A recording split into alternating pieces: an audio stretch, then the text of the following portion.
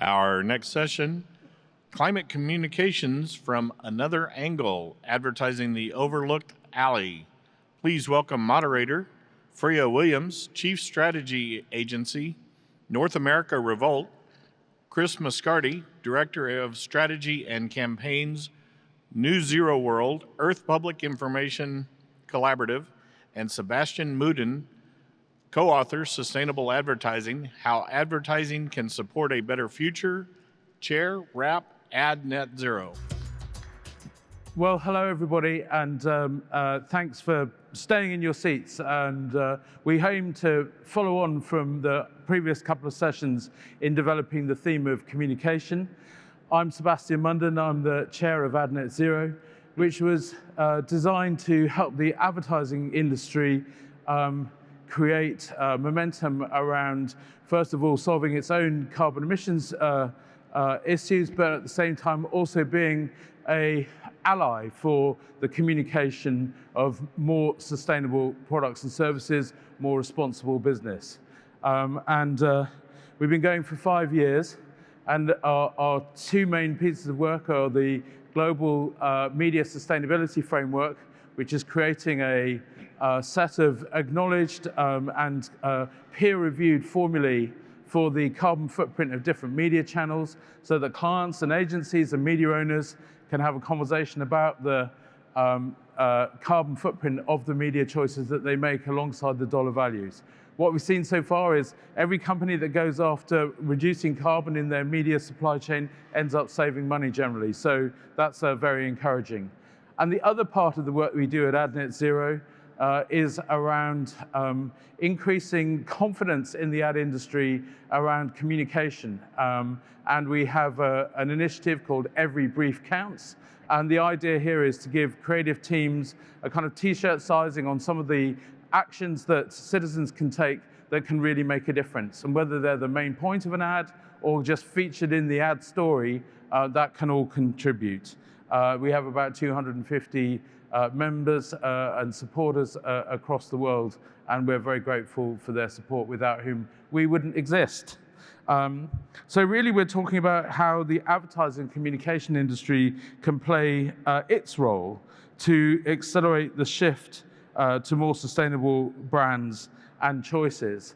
And really coming back to the thought that you heard in the previous session, that there's a large amount of the movable middle, people who are sort of unaware of many of the choices available, unsure, and are persuadable.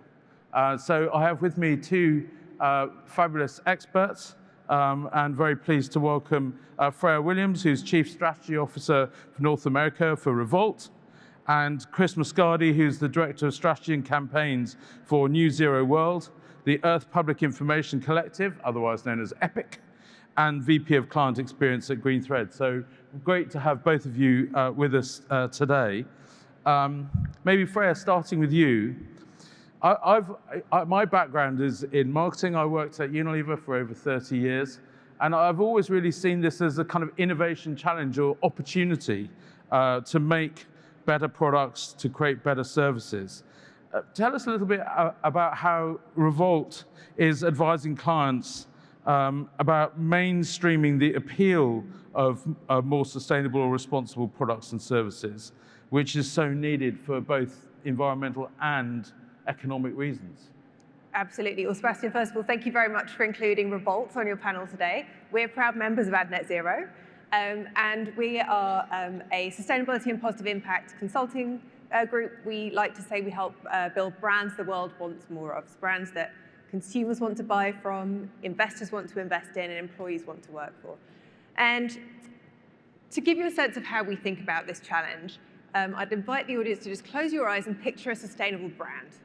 And what are you picturing right now? Perhaps, you can open your eyes by the way, perhaps a little green leaf, perhaps a tree frog, some crunchy brown packaging, the little hands holding the sprouting bit. Okay, we have spent as an industry about 20 years creating this world of sustainable marketing that does a brilliant job of communicating to the sort of 18% of consumers who already care and absolutely losing everybody else.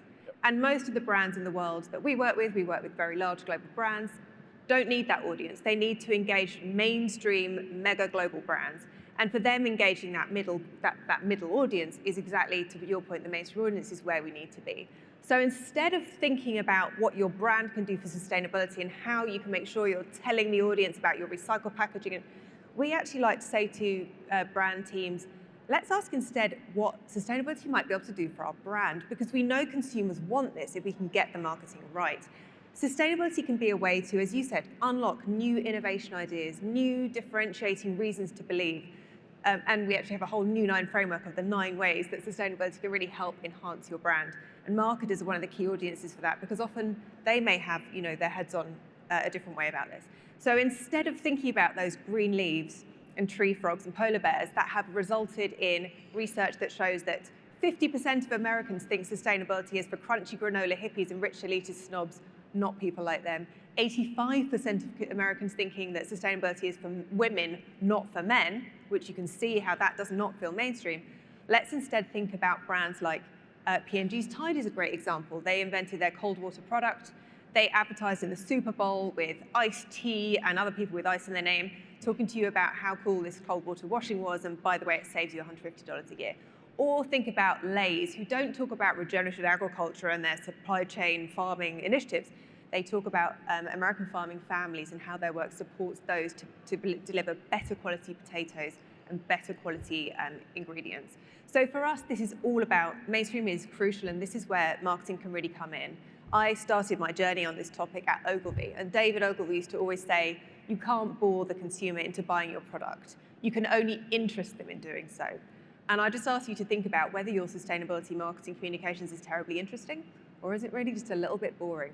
So I think there's a real opportunity for marketers to engage here and do what they do best, create relevance, create desire, to create the products and services of the 21st century, not just greener, but overall better.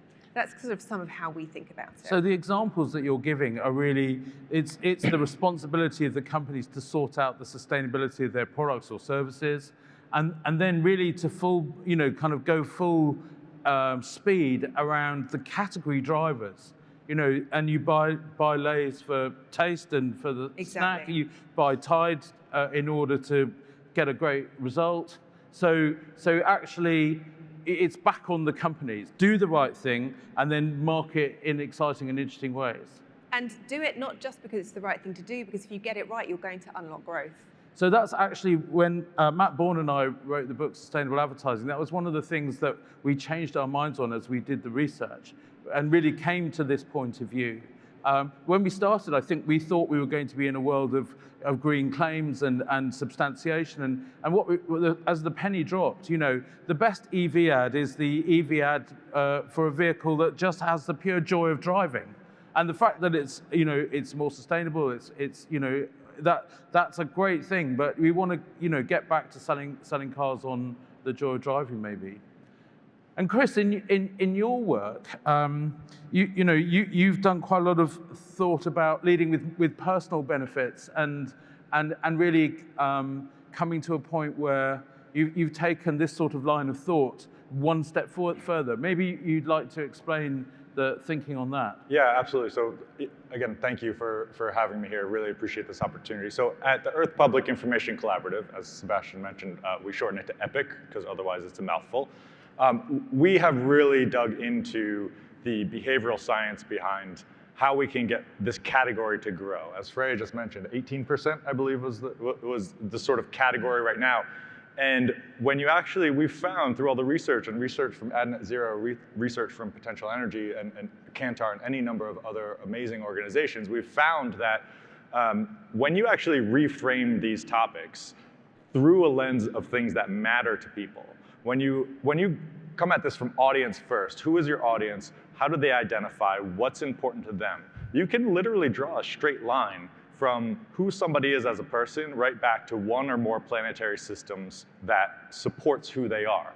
And so when you apply this framework of health and well-being, these dimensions that define who we are as people and what we aspire to, now we are unlocking this potential for advertisers and marketers like myself to accelerate the expansion of this category. Because the category is growing. It's just growing too slow. It's not going fast enough for what we actually need it to reach at scale to achieve that sort of just, safe, sustainable future that we're all here talking about. So if we can unlock that category growth by reframing these narratives, and I think the EV is a great example of people do love driving. So give them a product that they're going to love driving and hone in on the thing that they love about it. And then, oh, by the way, you're reducing air pollution along the way, right? So it's a value and then benefit tactic here. And we see this, we know one other thing that I think is really important for us to hone in on is we know that people will respond to some, well, we say we know, but there is actually a very large gap between sort of when we survey people about what's important to them and then what they actually do. There's a gap there, right? And we have to acknowledge this gap, because if we don't, then we're only sort of doing half of the work there. So when we understand what's going to resonate with people, the next step from the marketing perspective is measure the follow-through and evolve the message and understand, is this something that people are responding to? And if not, how do we actually, again, shift that frame, reframe a little bit? So we're still talking about similar topics, but we're always hitting on the topics that from an audience-first perspective. Yeah, and just to build on that real quick, so often, and actually we talked about this at a panel discussion I was at last night, the value proposition to the consumer around the green products has been, okay, here's a green product. It doesn't work as well as the conventional. It's going to cost more, and it's going to be in packaging that doesn't look very cool. Here you go. And so now I've bought something that was expensive that didn't work. I've wasted my money. And so I've created more waste. I haven't solved the problem for anybody. That old paradigm has to die, and now we need to rethink how we drive relevance, to your point, how we deliver value, how we deliver relevance. All the things we know as marketers how to do, but somehow when it comes to sustainability, folks lose their instincts and forget it. So. No, and I think a lot of companies have learned the hard way that kind of trying to pitch it as a kind of, a compromise, or a slightly suboptimal version for good reasons. That's never going to scale. We're never going to mainstream anything doing that. So that is not going to be the priority route for mainstream shift. But I just wanted to build a bit on the topic from the last panel about language. We're all kind of thinking and trying to find language which is, inclusive and bringing people together. And I suppose also, within the industry itself, helping creatives and strategic planning also think about, the right sort of language. I wonder, Freya, if you could, just talk about what have you learned about language? And I think you've also done research in this space. And what can you share with everybody about that? Well, thank you for asking. So our research is very much sort of in the same world as Potential Energy. I love their research. We have a study called Poking the Bear and a follow-up soon to be out called Hugging the Bear, where we looked at how do you communicate on these topics in an age of polarization. And we took topics that many of our clients have to communicate on, let's say climate or regenerative agriculture, clean energy, and we framed them two ways to see whether this more, what we call hugging the bear, unifying values-based framing can make these topics more compelling to more audiences and reduce the polarization risk around them. And I will give you an example of one of the pairs we tested. So on climate, the sort of more poking the bear frame was fighting for climate justice for all. The more hugging the bear frame was a safe climate for your family's future. And what we found in this research is that when you use that hugging the bear language, that more centrist, values-based framing, we can dial down polarization by up to 40 percentage points, and we can dial up importance by 20 to 30 points. So in other words, when you frame the exact same topic in different language, you make these issues feel much more important to many more people, and you make them much less polarizing. So you're bringing more people to the table. And what's so fascinating about this research that we've tested across now multiple different issues is that that holds true across demographic splits, across identity group splits, age, gender, sexual orientation. People universally prefer this language, and most importantly, it isn't just Republicans that embrace this language, it is Democrats too. So we think of this as like a Goldilocks zone where we may have found a way of framing these topics that brings people together instead of driving them apart. So I guess our call to action is hug the bear, don't poke the bear, if you really want to bring people together. And just to build finally on what you said as well, I think we think sustainability has to be altruistic. It's all about saving the planet, saving the world. But consumption is inherently selfish. And it's okay for sustainability to feel selfish too, if that's what's going to drive the sustainable outcome. So I'd maybe invite the room to think about finding the selfish in sustainability if you really want to drive. Yeah, and if I could just build on that, I would argue that sustainability almost has to be selfish, right? We need a level of sort of enlightened self-interest in the way that we are offering consumerism, because that's not going to stop. We have a system that we have to work within right now until we can long-term maybe change that system. But I mean, I love what you're framing here between poking the bear and hugging the bear. And I would even posit that one step further, if you are reframing these topics effectively, you can actually pull sustainability out of that conversation altogether while still talking about it, right? While still providing these topics that people care about and leading them towards products that, A, the business is actually probably going to see a premium on price, at least for now. That might not always hold. But B, is going to be better for their business model, their supply chains, their media chains, et cetera, while taking climate, sustainability, all of these hot button words, pulling them out of that conversation altogether, just to reframe how people are hugging the bear, which I love poking the bear and hugging the bear. I love that. Well, we're an agency, we've got to have like a little something there. So in our book, in the research, we looked at a lot of the behavior change research that had been done over the last few years.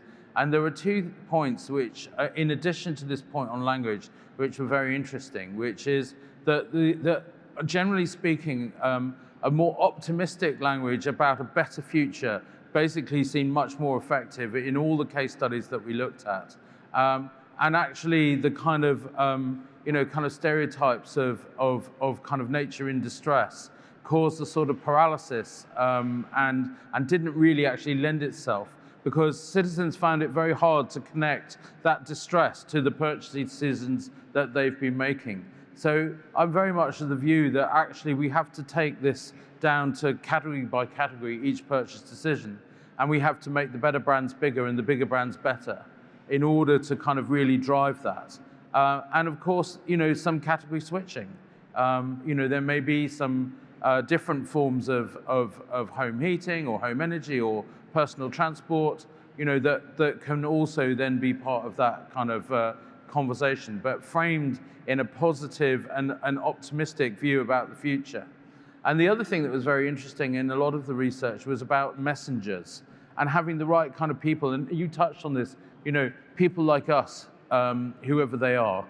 People want to see people like them, whether that's men wanting to see that this is for men, or you can take that to any sort of in any direction you want. But I think thinking in communication about who's doing the talking, who's and what are they saying is just as important as who's saying it. And if I could just add one thought to that, I think there's also a level of who's not doing the talking here in terms of when you remove actually brand and purchase from this equation altogether, you also increase a bit of the trust in the message, right? Because we know that when you, in broad strokes, in general, someone sees a message from a brand, there's an inherent skepticism that clicks in.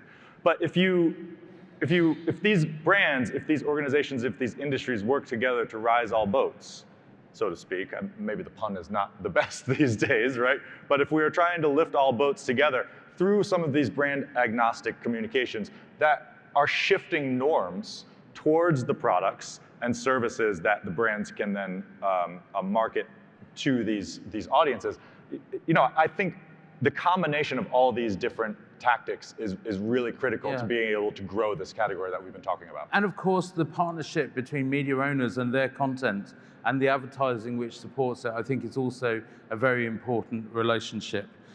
So we'd like to draw this to a close and say a big thank you to Chris and Freya, and say, all companies in the communication and advertising supply chain are welcome at Net Zero. We have tools, we have frameworks, we have calculations and community to support any company in the communications industry for their own kind of thoughts about their own company's transition to a more responsible way of doing business, as well as all the research and insights around citizen behavior change. So we would welcome that, and you'll find us at adnetzero, all one word, .com. Thank you very much for listening.